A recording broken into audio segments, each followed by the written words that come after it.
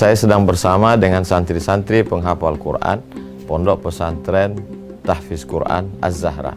Mari kita support Pondok Pesantren Tahfiz Quran Az-Zahra gratis melalui donasi Bank Syariah Indonesia (BSI). Nomornya catat baik-baik, 76 7-nya 5 kali, 77 777 656. Sekali lagi 76 77 777 656. Jangan lupa hubungi kontak person berikut ini 0822 4739 5624. Sekali lagi 0822 4739 5624. Berkah selalu, ma'akalta fa'afnaita. Rezeki, uang, gaji, pendapatan yang kau belikan makanan akan busuk. Wa malabista fa'ablaita, yang dibelikan kepakaian akan lapuk. Wa mata saddaqta fa'amdaita, yang kau sedekahkan itulah yang akan kekal abadi menjadi amal bekal untuk hari esok. Berkah selalu. Assalamualaikum warahmatullahi wabarakatuh.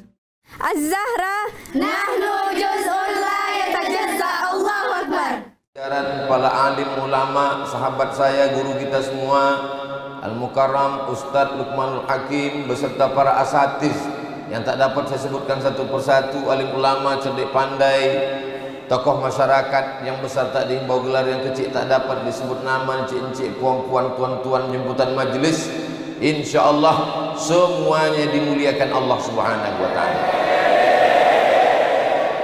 Bukan kata saya mungkin orang ada percaya ada tak percaya, tapi ini kata Nabi Muhammad sallallahu alaihi wasallam.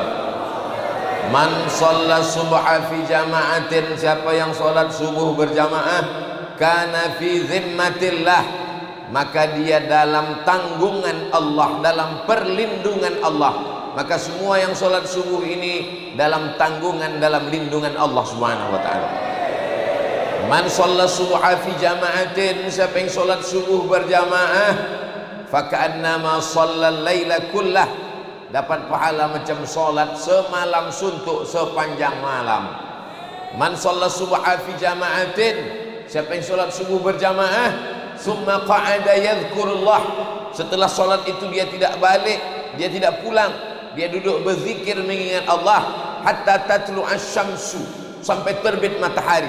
Setelah itu yusalli raka'ataini, sholat sunat 2 rakaat, kanat lahu ka'ajri hajjatin wa umrah, dapat pahala seperti haji dan umrah.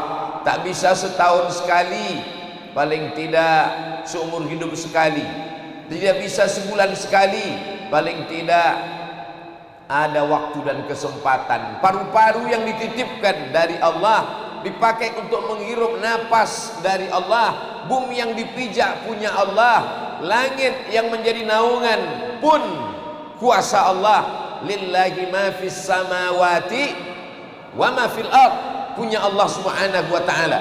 Maka orang yang paling rugi adalah orang yang tak pernah dipakai keningnya untuk menempel ke lantai bertasbih memuji Allah.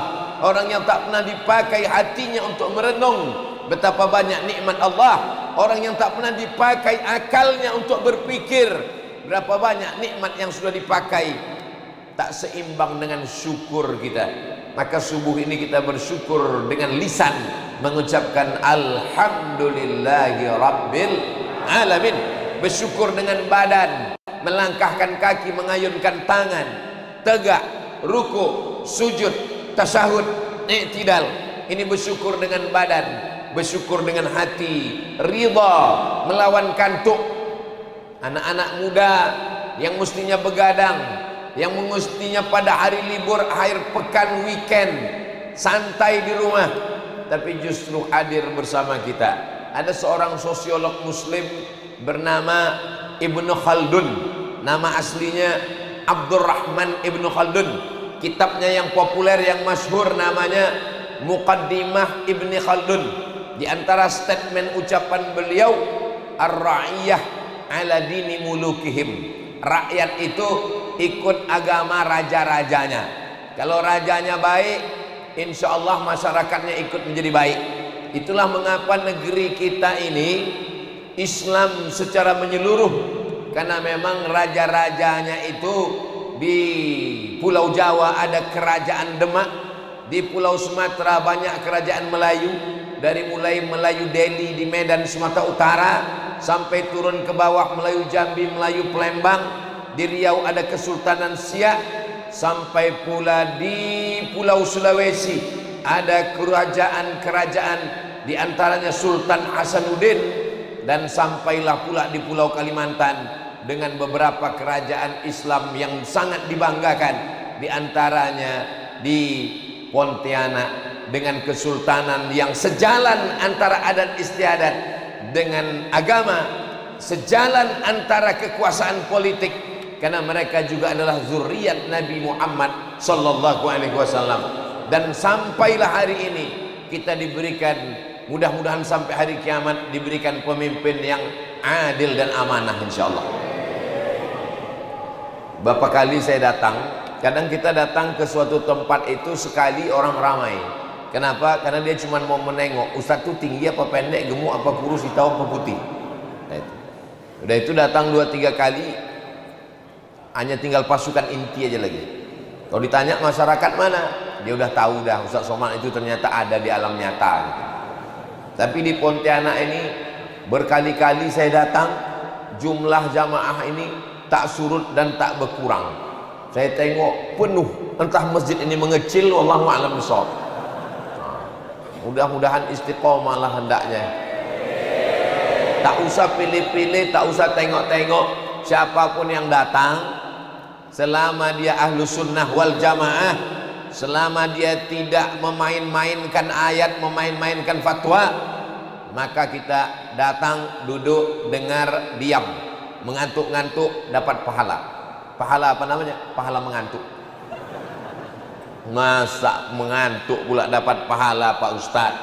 Di zaman sekarang orang tak ke masjid, ketika orang menjauhi dakwah, tiba-tiba ada orang yang melangkahkan kakinya datang ke masjid melawan kantuknya, maka dia sudah dapat pahala melawan hawa nafsu. Apa janji Allah Subhanahu wa taala?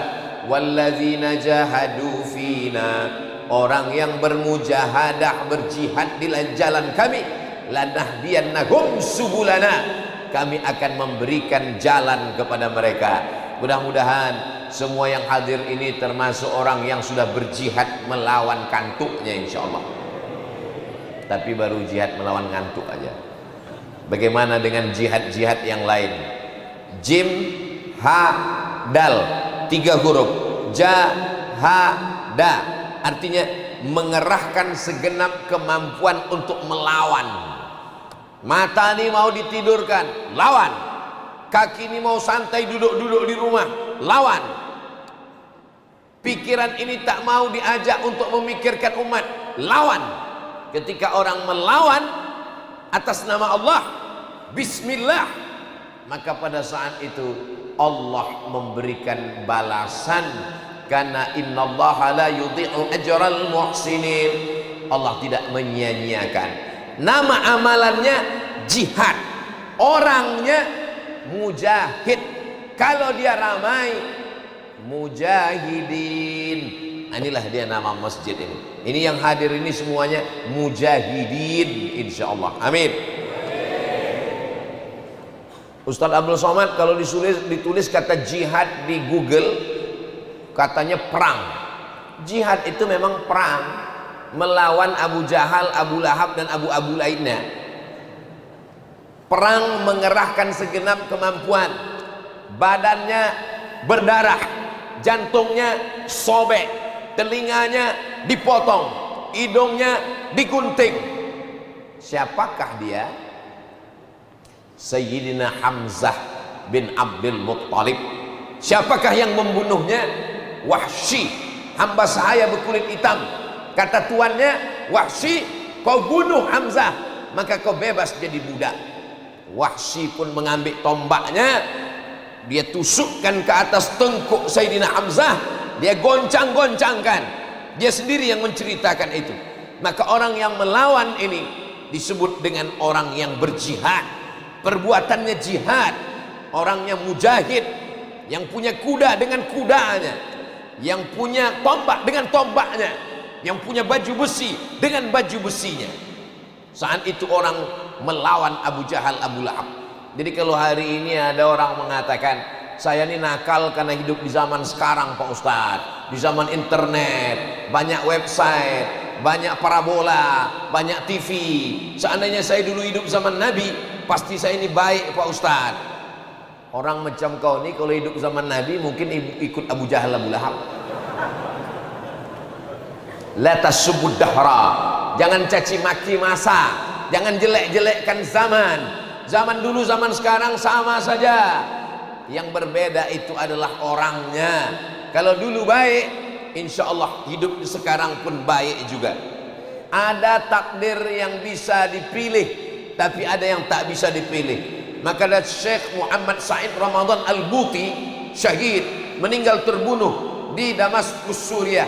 Kata beliau, al-insan, manusia, bainal musayyar wal mukhayyar. Ada yang bisa dipilih dan ada yang tak bisa dipilih. Lahir di Kalimantan Barat menjadi orang Pontianak, itu bisa memilih atau tak bisa? Memang kalau belum sarapan nih payah berpikir memang. Lahir menjadi orang Indonesia di Pulau Kalimantan, di kota Pontianak, itu tidak bisa memilih. Itu sudah dipilihkan Allah Subhanahu wa ta'ala. Terima saja, ucapkan alhamdulillah. Tapi ketika kresek kantong lewat, antara mengisi dengan tak mengisi, bisa apa tak memilih? Kuisi atau tidak? Kuisi atau tidak? Itu pilihan ada di tangan kita. Kata hati, isikan aja. Tapi berbisik satu lagi, jangan, masih banyak yang lain, biarkan aja lewat dulu. Kata satu lagi, isi cepat, itulah yang akan kau bawa mati menghadap Allah. Kata satu lagi, bisikan, itu sebentar lagi kan lewat ke depan Pak Gubernur, Wakil Gubernur, berisi juga itu nanti. Bapak Gubernur tidak bisa ikut acara sampai akhir karena beliau akan menjadi saksi nikah. Ini perlu saya jelaskan supaya jangan ada dusta di antara kita, nanti jadi fitnah macam-macam. Kalau saya pribadi memang saya menghindar untuk jadi saksi nikah. Kalau tak betul keluarga, jamaah inti, tak mau saya jadi saksi. Karena ada yang bilang kalau kita jadi saksi itu sampai 40 kali itu dapat bonus 1. Tapi berita itu bohong, khurafat, tak betul. Jadi kalau ada kalian nanti yang mau jadi saksi, siap aja lah. Ibu-ibu pun jangan pula detak jantungnya berhenti gara-gara ini. Ini nampaknya laki-laki semua ini. Perempuan tak ke masjid di Pontianak? Ada? Di bawah? Saya tahu. Saya ngetes saja, tahu tak jamaahnya. Ini bukan pertama kali saya kemari. Ada ibu-ibu di bawah sana. Begitu cara saya menyapa mereka. Nah, mereka ada yang mendengar suara aja, dengarnya macam sandiwara radio tahun 80-an. Mak Lampir. Bapak Ibu yang dimuliakan Allah Subhanahu wa taala, ibu-ibu kita, kakak-kakak kita, makcik-makcik kita yang sudah meluangkan waktunya, ini juga jihad mereka luar biasa. Perempuan yang mengandung, punya anak, menyusukan anak, melahirkan anak, meregang nyawa, itu juga jihad. Makanya orang yang melahirkan anak meninggal, maka matinya mati syahid. Makanya kalau ada ibu-ibu, ada tetangganya rese, apalah kau nih, tahun lalu hamil, tahun ini hamil, bentar-bentar punya anak, jihad. Orang berjihad di kota Madinah sehingga Madinah itu menjadi kota Islam. Orang berjihad di Taif sehingga di Taif menjadi negeri Islam. Maka sampai hari kiamat pejuangnya dulu dapat pahala amal jariah. Betul? Begitu juga dengan orang yang melahirkan anak, anaknya soleh, setelah itu melahirkan cucunya soleh, setelah itu punya menantu soleh, maka dia juga mendapatkan amal jariah sampai hari kiamat. Inilah jihad, mengerahkan segenap kemampuan melawan bisikan-bisikan setan untuk melaksanakan ibadah kepada Allah, dari mulai detak jantung, hembusan napas, kedipan mata, bisikan telinga, langkah kaki, hayunan tangan. Insya Allah kita ini tidak ada yang kosong dari ibadah, dengan syarat menyebut nama Allah. Bismillah, tawakkaltu ala Allah, la haula wala quwwata illa billah. Jangan sampai ada kosong dari nama Allah. Bangun tidur, alhamdulillahilladzi ahyana ba'dama amatana wa ilaihin nusyur. Masuk toilet, Allahumma inni a'udzubika minal khubusi wal khaba'is. Aku berlindung kepada Engkau ya Allah, minal khubusi, dari setan jantan, wal khaba'is, dan setan betina. Rupanya setan itu pun cuma dua, jantan dan betina, tak ada LGBT. Jadi kalau begitu LGBT itu lebih parah dari, tak ada yang bilang gitu. Mau pergi apapun urusannya, sebutkan nama Allah, sertakan nama Allah, langkahkan kaki, bismillahi tawakkaltu 'ala Allah, la haula wala quwata illa billah. Kalau menyertakan nama Allah, insya Allah tidak akan lelah. Kenapa? Karena lelahku lillah. Dari mana dapat Ustadz kalimat ini? Banyak di topi dan baju kaos dekat Ustadz Luqmanul Hakim. Semua yang kita laksanakan karena Allah, tidak ada yang lelah. Karena itu yang diajarkan Sayyidina wa Maulana Muhammad sallallahu alaihi. Allahumma salli ala Sayyidina Muhammad wa ashghili zalimin bizalimin wa akhrijna min bainihim salimin wa ala alihi wa sahbihi ajma'in. Sallallahu rabbuna ala nuril mubin Ahmad al-Mustafa sayyidil mursalin wa ala alihi wa sahbihi ajma'in wa ala alihi wa sahbihi ajma'in. Kenapa Ustaz tiba-tiba aja tak ada angin, tak ada hujan berselawat? Tak ada perintah dari protokol MC host berselawat. Kenapa Ustaz Somad di tengah tausiah berselawat? Karena ada orang-orang yang tadi waktu duduk hatinya tenang, sholat hatinya tenang, zikir hatinya tenang, berdoa hatinya tenang, dengar ceramah hatinya tenang.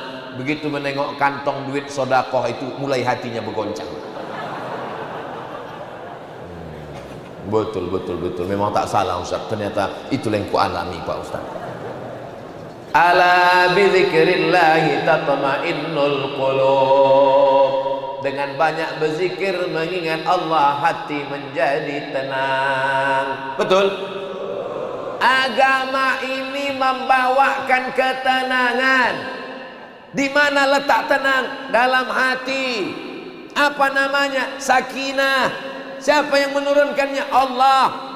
Huwallazi anzala sakinata fi qulubil mu'minin. Allah yang menurunkan sakinah ke dalam hati orang yang beriman. Di mana letak ketenangan itu Pak Ustaz? Dalam hati. Aku Pak Ustaz, hati itu betul yang tak ada lagi Pak Ustaz. Udah ku cek ke rumah sakit tertulis empty. Nauzubillah. Ala fil jasadi mudghah. Ketahuilah di dalam jasadmu ada segumpal, ada sekepal. Idza salahat salahal jasadu kulluh. Kalau yang segumpal sekepal itu baik, seluruh anggota badan menjadi baik. Wa idza fasadat, kalau dia rusak, fasadal jasadu kulluh, seluruh badan jadi rusak. Di mana menemukan ketenangan hati? Dalam masjid. Alhamdulillah Ustaz, saya di kantor risau gelisah, hati tak tenang. Ketika di rumah pun Pak Ustaz tak tenang juga, bini saya itu merepet pagi, petang, siang, malam, bengkak telinga saya Pak Ustaz. Di rumah tak tenang, di masjidlah saya mendapatkan ketenangan. Makanya saya sampai sekarang belum pernah saya mengamuk, marah, menengok jamaah mengantuk tertidur, belum pernah. Dengarlah ceramah saya satu-satu, tak pernah saya mengamuk, marah. Kenapa bersandar di dinding? Kenapa di tiang? Tak pernah. Kenapa? Karena menurut saya orang yang sampai tertidur mendengarkan pengajian itu ustadznya berhasil menanamkan ketenangan dalam hati dia. Itu tenang itu hatinya luar biasa. Orang barat tuh duitnya banyak, mobilnya mewah, tinggal di apartemen, tabungannya melimpah ruah, tak bisa tidur sampai jam 2 malam berkedip-kedip biji mata, pergi ke psikolog psikiater kena penyakit insomnia, mengadu, saya nih tak bisa tidur tengah malam, tak bisa, kacau, galau, susah hati, gundah gulana, stres, depresi. Psikiater itu diam aja sambil menulis resep. Dalam hati dia, aku pun macam kau juga. Mana ada manusia nih yang tak punya masalah dalam hidupnya. Suami baik, bini hantu. Bini baik, laki setan. Bini baik, anak baik, menantu pula sundel bolong nyiblorong suster ngesot. Anak baik, menantu baik, suami baik, istri baik, tetangga rese. Tetangga baik, pokoknya ada yang tak baik. Jadi kalau ada orang yang mengimpi-impikan dunia ini tidak ada masalah, kau salah masuk ruangan guys. Dunia ini tempatnya masalah. Maka kalau ada orang bertanya, Ustadz ini sebentar-sebentar ke sana, bentar-bentar ke Pontianak, kapan Ustadz istirahat? Istirahat itu nanti di surga bersama kamu. Almar'u ma'aman ahab, orang akan bersama dengan siapa yang dia cintai, insya Allah. Agama mendatangkan ketenangan, tapi agama bukan penenang. Ini banyak sekarang yang menjadikan agama ini sebagai penenang. Makan haram, sikut kanan, sikut kiri, sundul ke depan, tanduk ke depan, menyipak ke belakang. Ini orang apa sapi kurban? Makan haram, makan riba, makan haram, makan haram, lalu kemudian untuk menenangkannya, la ilaha illallah, astagfirullah. Istighfar tidak cukup untuk melepaskan dosa kepada sesama manusia. Sebesar biji sawi kau aniaya orang, sebesar ujung rambut kau makan harta orang, tak selesai dengan istighfar, mesti dikembalikan. Jadi kalau ada ustadz mengatakan, Ustadz dosa saya banyak, saya zolimi orang, saya aniaya orang, saya makan harta orang, cukup istighfar aja cukup. Ustadz hantu tuh. Astaghfirullah Rabbal baraya, astaghfirullah minal khataya, Rabbi zidni ilman nafi'an wa wafiqni amalan salihan. Ya Rasulullah salamun alaik, ya rafi'a sya'ni wa daraji, atfatayyaji ratal alami, ya uhailal judi wal karami, ya uhailal judi wal karami. Apakah istighfar kita menghaluskan, menghancurkan, meluluh lantakkan dosa-dosa kita? Ya, janji Allah Subhanahu wa taala, janji Allah Subhanahu wa taala, Allah kalau sudah berjanji, innaka la tukhliful mi'ad. Tapi istighfar itu menghilangkan dosa kepada Allah. Dosa kepada manusia tak selesai, besti. Dosa kepada manusia kalau dia hak, ya Allah ampunkan dosaku, rantang kawanku 3 belum balik. Mana bisa menangis di pintu Ka'bah, ya Allah ampunkan dosaku ya Allah, sempadan tanah tetanggaku ku geser 2 meter. Mana bisa. Sedangkan sejengkal aja sempadan tanah perbatasan pancang yang sudah ditetapkan kau geser, tuwiqa, dililitkan di lehermu, sab'i aradin, 7 lapis tanah akan menjerat lehermu. Alhamdulillah Pak Ustaz, saya tak pernah walaupun sejengkal. 5 meter Pak Ustaz tahan kan di hadapan Allah Subhanahu wa taala. Jangan jadikan agama sebagai penenang. Makanya ada orang yang mengatakan agama ini opium, agama ini candu. Siapa itu? Namanya tak layak disebut di sini. Majelis yang baik, tempat yang baik. Pendiri komunis. Kata dia, orang kalau beragama dia seperti orang pakai candu, kecanduan agama, mabuk agama. Agama apa yang dia maksud? Agama yang menawarkan bisa suci hanya dengan bayar, bisa lepas dari dosa. Islam tidak demikian. Bisa dosa kita dibayar dengan uang? Tidak bisa. Sayyidina Maulana Muhammad sallallahu alaihi wasallam naik ke atas mimbar hari Rabu, Kamis, Jumat, Sabtu, Ahad, Senin meninggal. Hari Senin meninggal, hari Rabu Nabi naik ke atas mimbar. Man kuntu jalattu lahu zahran. Siapa yang pundaknya pernah ku cambuk, aku mau mencambuk kuda, ujung cambuk terkena pundaknya, sakit, tapi dia tak membalas, maka balaslah sekarang. Hadza zahri, ini pundakku, silakan balas. Man kuntu syatamtu lahu irdan. Siapa yang pernah ku caci maki, sumpah serapah, tersinggung, sakit hati, hadza irdi, ini harga diriku, silakan balas, kata Nabi. Falyastaqid minhu. Sahabat semua terdiam, mereka sedih haru. Siapa yang pernah kupinjam duitnya, kata Nabi, silakan tuntut sekarang, daripada di hadapan Allah Subhanahu wa taala. Tegak sahabat Nabi. Apa kata dia? Innalaka alayya salasa darahim. Engkau punya utang 3 dirham ya Rasulullah. Itu menunjukkan pundak sakit bisa dimaafkan, hati tersinggung bisa dimaafkan, tapi duit berat. Bapak Ibu yang dimuliakan Allah Subhanahu wa taala, kebetulan dekat Nabi itu ada sepupu Nabi namanya Fadl bin Abbas bin Abdul Muttalib. Nabi Muhammad bin Abdullah bin Abdul Muttalib, sama-sama cucu Abdul Muttalib. Apa kata Nabi? Idfa' ya Fadl, wahai Fadl, tolong bayarkan. Nabi pernah suatu hari sholat, Assalamualaikum warahmatullah, Assalamualaikum warahmatullah, langsung dia bergegas ke kamarnya. Jadi Nabi itu kalau jadi imam, kamarnya sebelah kiri. Nabi langsung ke kamarnya. Sahabat heran, kenapa Nabi tiba-tiba ke kamar? Rupanya ada ghanimah, harta rampasan perang yang belum terbagikan.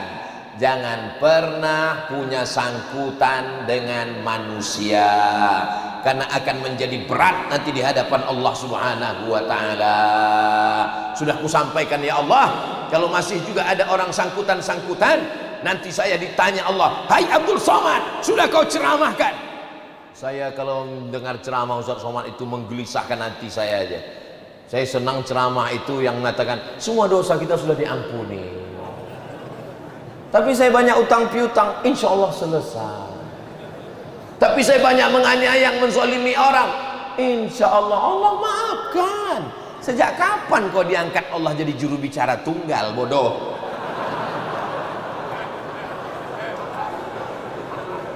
Ustadz rupanya juru bicara, aku tak pernah jadi juru bicara.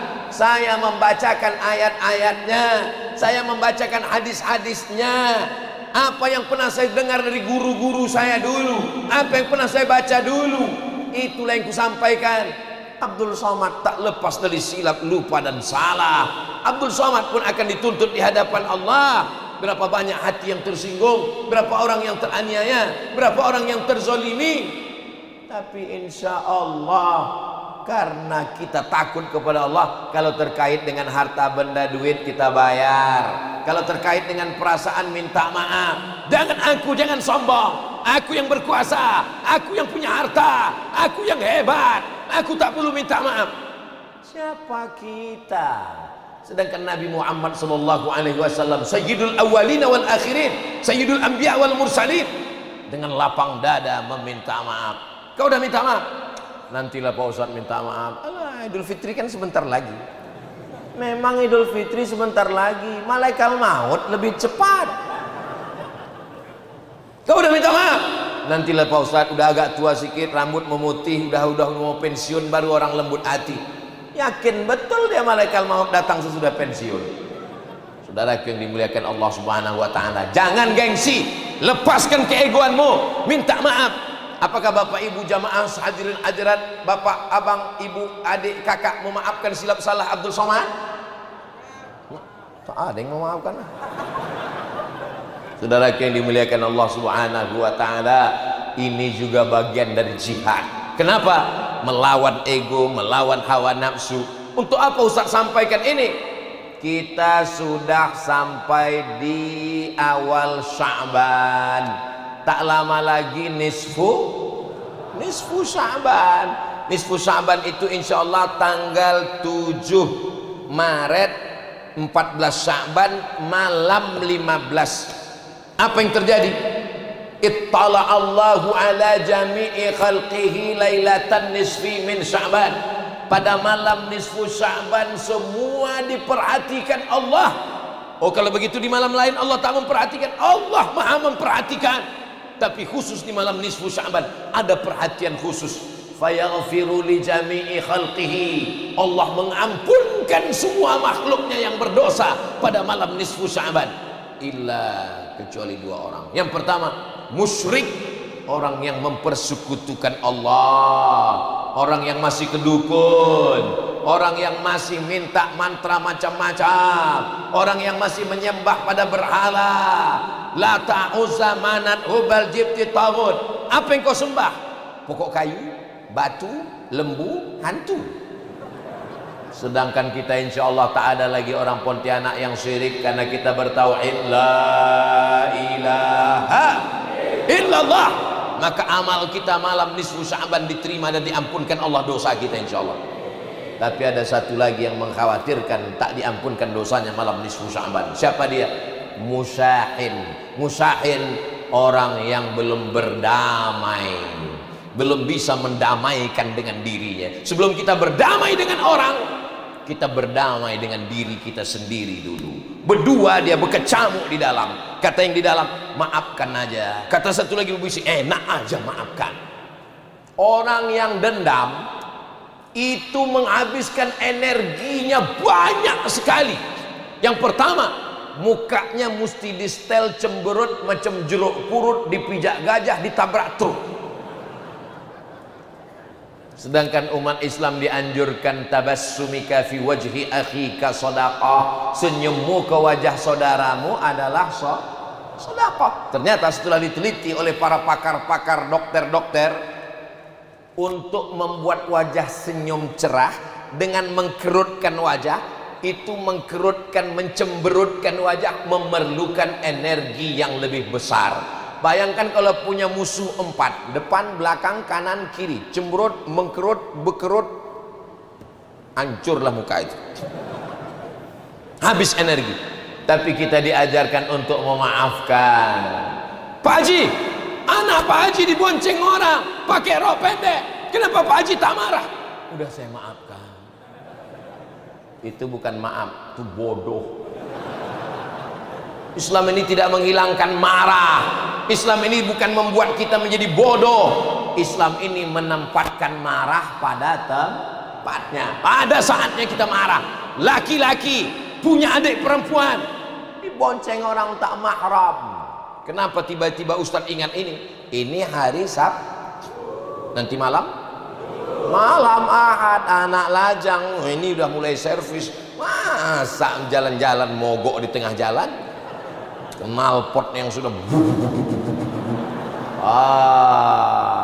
maka bapak-bapak, abang-abang, pakcik-pakcik, kalau sampai anakmu, cucumu, keponakanmu keluar rumah nanti malam, dayus la yadkhulul jannata dayus, tak masuk surga dayus. Wa mad dayus ya Rasulullah?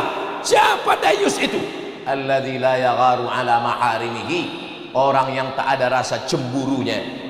Jadi agama ini bukan hanya menenangkan, tapi dia membuat menggelisahkan. Kenapa adik saya tak berjilbab?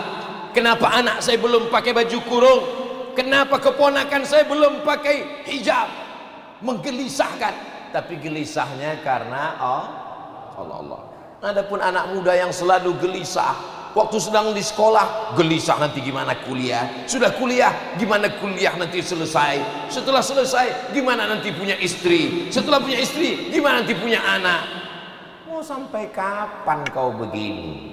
Akhirnya semua naik, asam urat, asam lambung, asam pedas naik semua. Ada kita disuruh tenang, semuanya kita sangkutkan kepada Allah. la haula wala quwata illa billah. Tasbih dalam gelap malam, dalam gelap perut ikan, dalam gelap laut. 3 gelap, malam gelap, perut ikan gelap, laut gelap, bertasbih la ilaha illa anta subhanaka inni kuntu minaz zalimin. La ilaha illa anta subhanaka inni kuntu minaz zalimin. Nabi apa itu? Nabi Yunus ditelan dalam perut ikan, malamnya gelap, perut ikannya gelap, lautnya gelap, tidak ada jalan lain kecuali bertasbih, mensucikan Allah, minta ampun kepada Allah. Agama memang mendatangkan ketenangan, tapi agama bukan penenang. Yang suka buat baju kaos boleh ditulis, agama memang mendatangkan ketenangan, tapi agama bukan penenang. Tapi kalau punya baju kaos yang bertulis-tulis, janganlah dipakai sholat ke masjid. Takutnya jamaah di belakang menengok, tengok, ceramah Ustaz Somad gitu. Tengoklah orang Pontianak bajunya, ada yang polos putih, ada yang polos hitam. Oh, kalau begitu kami yang baju hitam ini tak sunnah Pak Ustaz. Lebih baik pakai baju hitam hatinya putih daripada pakai baju putih hatinya hitam. Betul? Itu untuk menyenangkan anak muda yang baju hitamnya aja. Kalau pakai baju putih ini cepat nampak dosanya, cepat nampak kotornya. Makanya yang sudah taubat, yang sudah hijrah, yang sudah berpindah jalan ke jalan Allah, biasanya salah-salah sikit langsung ditegur orang. Kenapa? Karena bajunya putih. Sikit aja kena kopi percikan langsung nampak. Tapi kalau pakai baju hitam kita tak nampak. Tak nampak kotornya, cuman kawan di sebelah pingsan.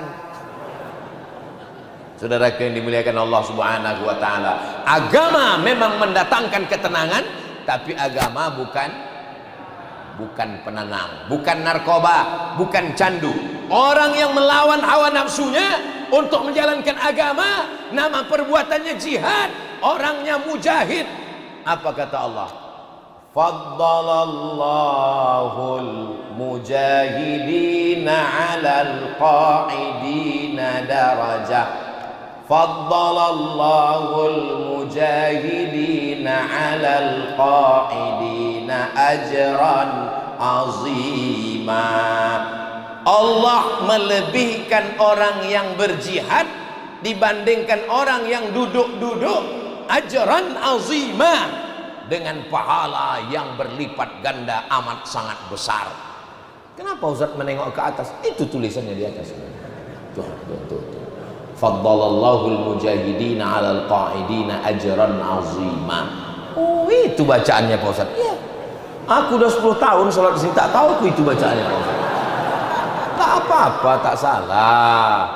Saudara yang dimuliakan Allah SWT. Dalam ayat lain, Faddalallahu al-mujahidina bi amwalihim wa anfusihim. Allah melebihkan. Itu dia. Faddalallahu al-mujahidina bi amwalihim wa anfusihim. Orang yang berjihad dengan hartanya, dengan nyawanya, dengan dirinya, alal qaidin, dibanding orang yang duduk-duduk, yang santai-santai, yang tenang-tenang, karena dianggapnya agama ini penenang, maka mereka ini mendapatkan balasan yang besar, yang berlipat ganda, darajah, satu derajat, satu tingkatan di hadapan Allah SWT. Mudah-mudahan kita ini termasuk orang yang risau menengok umat ini, insyaallah. Amin. Tinggal di pesantren, tidak mampu, orang maaf cakap berzina, dibuang anak, dimasukkan dalam kardus, dititipkan di tepi jalan, dimasukkan ke kresek, dibuang. Rupanya ada orang tulus, kiai-kiai, alim ulama, membawa makanannya ikan asin berulat, WC tak ada, anak-anak santri di bawah pokok karet. Orang masyarakat mengamuk. Kenapa? Karena kalau dia memotong getah karet pagi terpijaknya, celakanya pesantren ini. Mau ngamuk dia. Ada rupanya orang yang risau menengok anak pesantren tak makan. Makan beras catu, beras dicampur jagung, campur tiwul. Makan satu hari hanya sekali. Sekarang apa yang terjadi? 600.000 santri di Indonesia dapat makan gratis bantuan tiap bulan beras. Allahu Akbar. Allahu Akbar. Allahu Akbar. 65.000 pesantren dari mulai Aceh sampai Kalimantan sampai Sulawesi sampai Tidore, Ternate, Maluku. 600.000 anak santri, 2 kali jumlah haji jamaah haji Indonesia. Jamaah haji Indonesia 300.000. Anak santri yang dapat makan beras gratis nih 600.000. Duitnya dari mana? Dari umat. Cuman 1.000 perak sehari. 1.000. Kalau 1.000 perak sehari sebulan berapa? 25.000. Karena tanggal merah tak dihitung. Yang mengutip ke rumah siapa? Anak-anak muda yang sabar mengetuk pintu. Tuk, tuk, tuk. Assalamualaikum Pak. 1.000 sehari. Anda sudah membuatkan amal jariah mengalir. Setiap saya ceramah, pergi saya ceramah ke Aceh, datang anak-anak muda ini. Ustaz Somad, kita foto bersama. Tak ada minta apa-apa mereka. Dengan Ustadz ada, nanti mudah-mudahan jamaah ini percaya Pak Ustadz bahwa saya ini bukan aliran sesat. Pergi saya ke Batam, ke Pulauan Riau, datang lagi anak-anak muda nih. Pergi saya Tidore, Ternate, datang anak-anak muda nih. Pergi saya ke Maluku, datang. Lama saya bingung, siapa anak-anak muda nih? Kalian dari mana guys? Dari mana kalian ini? Kami ini masyarakat sekitar ini mengumpulkan beras terus dibagikan ke pondok-pondok pesantren. Apa nama gerakan kalian nih? Gerakan kami ini gerakan impak beras Pak Ustadz. Dari mana? Saya bolak-balik ke Jakarta tak pernah ketemu gerakan ini. Di mana? Pusat kami bukan di Jakarta Pak Ustadz. Terus di mana? Di Pontianak. Allahu Akbar. Jadi kalau ada orang Pontianak tak tahu gerakan ini, ada pepatah Melayu mengatakan macam ayam mati di lumbung padi. Padinya banyak, mati dia di tengah padi. Ayam apa nama itu? Ayam bodoh. Tak tahu dia mau mencatokkan paruhnya. Bandung, Jawa Barat, pasukan khusus ini, pasukan khas ini, pasukan, tertulis di bajunya, Paskas, pasukan amal soleh, mengumpulkan beras 150 ton. 150 ton itu kalau dikumpulkan berenang kita di beras tuh. 150 ton. Kalian dari mana? Ngajinya di mana? Rupanya ngajinya online pula tuh. Tak pernah ketemu dengan ustadznya. Siapa nama ustadz kalian di Pontianak itu? Namanya Ustadz Lukmanul Hakim. Ustadz, oh teman saya tuh. Teman saya. Ini foto kami kemarin. Saudara yang dimuliakan Allah, mudah-mudahan dipanjangkan Allah umur Ustadz Lukman. Risau dia menengok anak santri ini tak makan, susah, tak bisa menolong. Tapi beliau punya, masya Allah, tabarakallah. Jadi kalau ada orang mengatakan Ustaz Somad kenapa sering ke Pontianak, saya khususkan diri saya setahun sekali datang ke Pontianak. Dan kalau saya datang kemari 4 hari 3 malam. Datang hari Jumat, malam Sabtu, malam Ahad, malam Senin. Senin saya pulang. Itu memang sudah janji. Panjang umur, sehat badan, setahun sekali saya datang ke Pontianak ini. Nanti Pak Ustadz kalau masjid ini udah kosong, tak ada orang mendengar ceramah Ustadz, saya biasa ceramah tak ada orang. Itu di TV itu kalian pikir banyak jamaah? Enggak, saya berdua aja sama kamera itu dia. Saudaraku, saatnya kita sedang menyambut puasa Ramadan. Tak ada orang itu, saya aja berdua. Kenapa? Kenapa Pontianak ini dapat prioritas? Apa yang khas di sini? Apa yang membuat Ustadz? Karena saya ingin, bak kata pepatah orang Melayu, menumpang tua. Setiap kemari datang saya ke Masjid Munzalan, saya tengok dari sini rupanya jantung berdegup berdetak. yang mendetakkan hati orang-orang kaya, memberikan berasnya, pesantren, santunan dari tanah gang kecil, karena tak bisa ke samping tanah terbatas, dibangunkan ke atas 6 lantai ke atas. Betul, pertumbuhan itu ke atas, bukan ke samping. Ada masjidnya, ada lapangan parkirnya, ada kantornya, ada convention hallnya, ada kamar hotel bintang 5-nya. Dari mana ini semua? Dari duit umat. Dari mana ini semua? Dari seperak 2 perak yang dikirimkan, dan akadnya adalah wakaf, bukan milik personal, bukan milik pribadi. Berduyun-duyun orang datang ke masjid ini untuk belajar apa? Belajar bagaimana manajemen masjid, belajar bagaimana membuat anak muda pengusaha bisa tahu taubat. Apa pula taucu? Bagaimana anak muda bisa taubat? Ustaz Somad, kami punya masjid, masjidnya besar tapi terbengkalai. Bagaimana Pak Ustaz? Datang kalian ke Pontianak, ini nomor kontaknya. Ustaz Somad, kami punya santri tapi sulit makan, bagaimana cara mengumpulkan? Datang kalian ke Pontianak, berduyun-duyun mereka datang kemari. Memang tak salah kalau tanah ini yang dibangun dulu oleh Sultan Abdurrahman. Kenapa? Karena rupanya ada barokah. Mereka wali-wali Allah, habaib zuriat Rasulullah, tentulah memilih tanah ini karena bisyarah dari kakek mereka, karena busra, kabar gembira dari Sayyidina wa Maulana Muhammad sallallahu alaihi. Hari berganti, musim berubah. Selesai kerajaan, muncul republik. Tumbang orde lama, muncul orde baru. Habis orde baru, datang reformasi. Politik boleh berganti, rezim boleh tumbang, tapi ada yang kekal abadi, amal soleh, bukan somat. Amal somat ini tak lama. Paling lama tabligh akbar pengajian ini tahan 5-10 tahun. Habis itu kita bersemangat, suara tak ada. Saudara yang dimuliakan Allah Subhanahu wa taala, 2 yang menyebabkan kita dianggap sebagai mujahid: bi amwalihim, dengan harta mereka, wa anfusihim, dengan tenaga mereka. Kami ini belum kerja Pak Ustadz, masih kuliah, subsidi silang, kadang-kadang makan dari orang tua, kadang-kadang dari mertua. Tapi dengan semangatnya mereka naik motor, membawa beras. Saya pun ikut dengan mereka, masuk gang keluar gang, masuk jalan keluar jalan. Mohon maaf ya Ustadz, ini Ustadz kan Ustadz Masya Allah yang followernya sampai 7 juta di Instagram itu. Maksudnya yang belum follow lah. Ini kami bawa masuk-masuk hutan ini Pak Ustadz.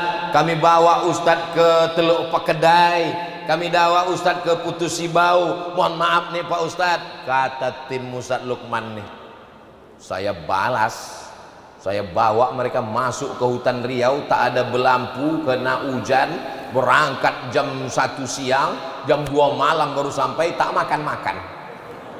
Sampai ada tim tuh yang istrinya kehilangan, hampir dilaporkannya ke polisi, suaminya hilang. Ustadz Somad ini Ustadz hutan, Ustadz Somad ini Ustadz kampung, Ustadz Somad ini Ustadz gunung. Kemana pergi? Tapi jihad kita ini belum ada apa-apanya dibandingkan dengan para ulama dulu. Sekarang naik pesawat, sekarang naik mobil. Oh, selesai acara dari Pontianak, muncul video Ustadz Somad naik mobil mewah. Bukan punya aku. Saudara yang dimuliakan Allah Subhanahu wa taala, orang Pontianak ini luar biasa. Ada makhluk-makhluk unik. Ada yang mengumpulkan beras, ada yang mengumpulkan dana untuk pesantren, ada pula yang memberi tanah. Saya mau ngasih tanah 70 hektar, tapi dengan syarat harus ada Abdul Somad. Ada orang Kalimantan Barat nih. Ada saya di situ, baru diserahkannya tanah. Kenapa Ustaz tak pindah aja kemari? Payahlah buka-buka cabang. Ada orang punya mobil mewah tapi tak dipakai. Hebatnya banyak mobil, tak pernah saya pakai Pak Ustaz. Terus untuk apa? Untuk jemput Ustaz aja ke airport. Oh, tersanjungnya hati, hampir meletup jantung lagi. Saudaraku ini dimuliakan Allah, ini makhluk-makhluk unik macam ini yang ada di Pontianak ini perlu dibudidayakan, ini perlu diperbanyak. Makanya Nabi kalau orang begini jumpa, apa doa dia? Katsarallahu amsalak, semoga Allah memperbanyak orang macam kamu. Mudah-mudahan diperbanyaklah makhluk macam ini insyaallah. Ini namanya jamaah saurus, spesies dengan dinosaurus. Udah punah di tempat lain, tapi rupanya di bumi ini masih dipelihara. Maka pahamlah Bapak Ibu kalau ditanya orang, kenapa Pontianak itu dapat prioritas, ada terus jadwal setiap tahun. Udah dijelaskan Ustaz Somad itu dalam ceramahnya kemarin di Masjid Al-Mujahidin. Apa isinya? Aku waktu itu ngantuk kali, tak ingat. Tak fokus kali, tapi kita ada lah, kau cari aja lah ceramahnya. Salatullah salamullah ala taha rasulillah, salatullah salamullah ala yasin habibillah, tawassalna bi bismillah wa bil hadi rasulillah wa kulli mujahidin lillah bi ahlil badri ya Allah. Salahuddin Al-Ayyubi tak sanggup tersenyum. Datang orang bertanya, kenapa engkau tak pernah senyum wahai Salahuddin? Bagaimana aku sanggup tersenyum sedangkan Palestina, Baitul Maqdis masih terjajah oleh Israel. Risau hati karena agama Allah itu akan dibalas Allah insyaallah. Amin. Jadi kalau ada anak muda di Pontianak ini risau, kenapa kau tak pernah tersenyum? Bagaimana aku tersenyum Palestina masih dijajah Israel? Begitu anak muda kita, para mujahid fisabilillah. Allahu Akbar. Jangan sampai anak muda ini pas tanya, kenapa kau tersenyum? Dia belum balas WA dari tadi malam. Ini kalau ada anak muda Pontianak macam ini, dekat Sungai Kapuas kan? Tahulah kalian apa yang mesti buat. Tak perlu kuajari lagi. Dimandikannya anaknya di tepi laut. Setiap memandikan anaknya ditunjuknya ke sana. Nanti kau akan merebut Konstantinopel. Namanya Murad II. Siapa namanya? Murad II. Lahirlah anaknya yang dimandikannya. Setiap mandi dipesankan, nanti kau akan merebut Konstantinopel. Dikasihnya nama anaknya itu Muhammad. Tapi karena orang Turki susah menyebut Muhammad, Mehmet. Mehmet II. Karena dulu datuk-datuknya ada Mehmet I, maka dia Mehmet II. Terekam di kepala anaknya, la tuftahannal Konstantinia, Konstantinopel akan dibebaskan. Wala ni'mal amiru amiruha, pembebasnya panglima terbaik. Wala ni'mal jaisyu dzalikal jais, dan panglima perangnya, pasukannya, pasukan terbaik. Namanya sama dengan namaku, Muhammad sallallahu alaihi 700 tahun. Bukan setahun, bukan 7 tahun, bukan 70 tahun. 700 tahun setelah ucapan itu keluar, anak muda ini membebaskan Konstantinopel. Dirubahnya nama kota itu menjadi Istanbul. Umurnya 21 tahun. Anak umur 21 tahun sekarang semester 7 sedang galak-galaknya minta kirim duitnya, Mak. Yang hobi buat baju kaos, gambar Muhammad Al-Fatih Mehmet II, tulis pembebas Konstantinopel, umur 21 tahun. Anak muda sekarang kok ditanya, berapa umur kau? 21 tahun. Apa yang sudah kau bebaskan? Hati dia.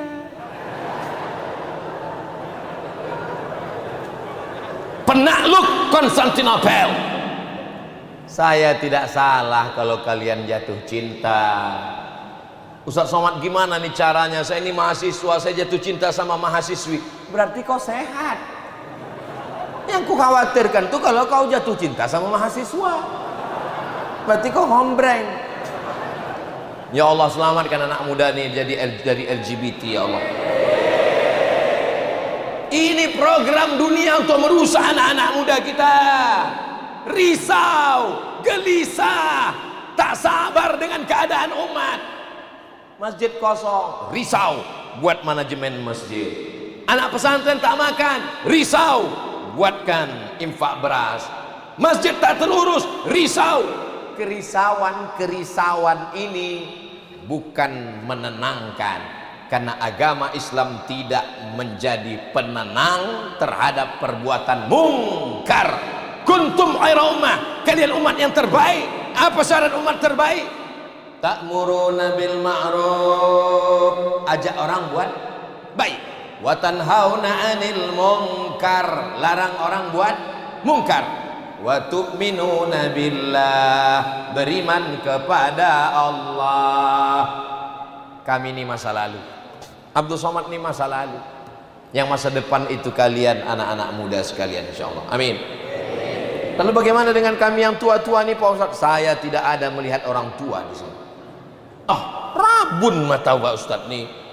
Rambut saya putih, jenggot memutih. Kalian bukan tua, Pak. Kalian adalah anak muda yang terjebak di tubuh orang tua. Allahu Akbar. Itu takbirnya kuat. Itu buktinya anak muda. Allahu Akbar. Itu orang anak muda. Kalau orang tua, coba kalian nanti pergi ke panti jompo. Allahu Akbar. Allah.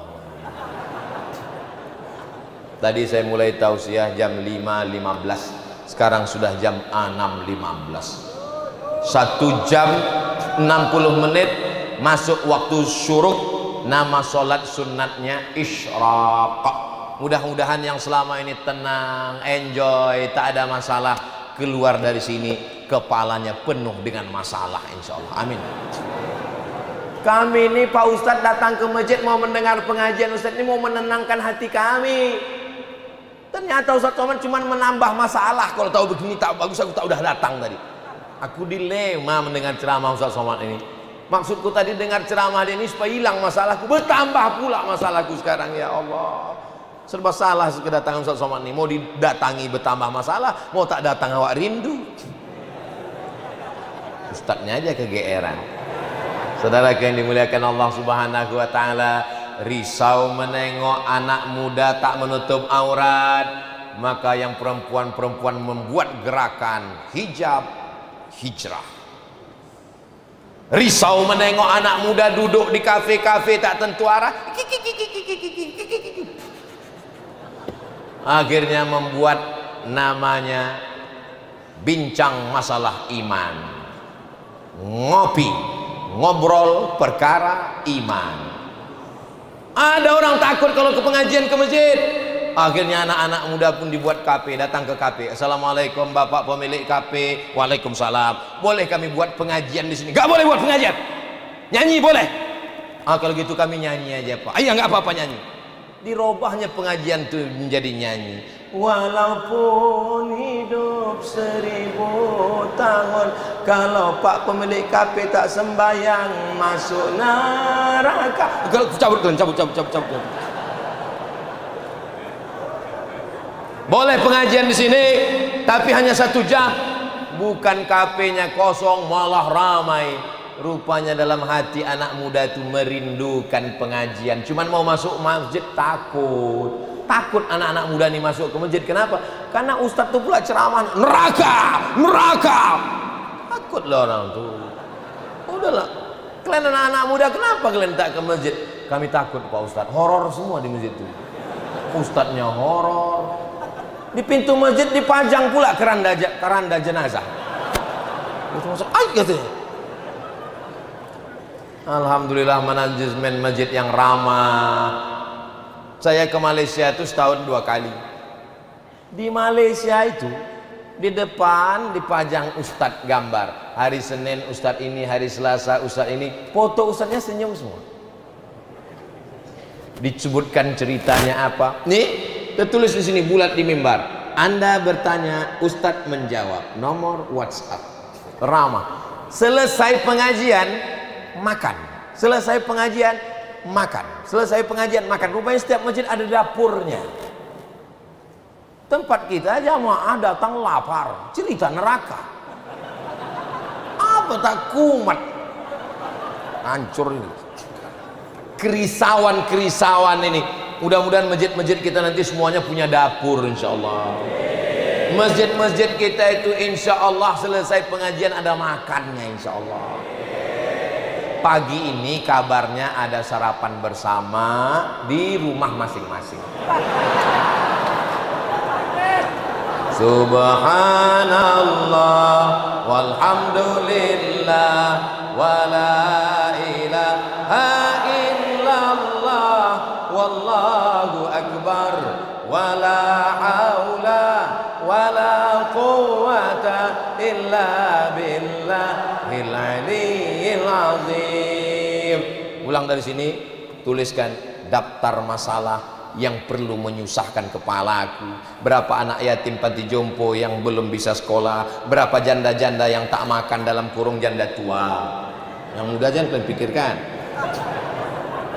Berapa guru mengaji penggali kubur yang dikasih duit 5.000 perak habis menggali kuburan, lobang makam kubur kubang, masuk dia ke dalam, naik ke atas, disangka orang hantu penunggu tanah.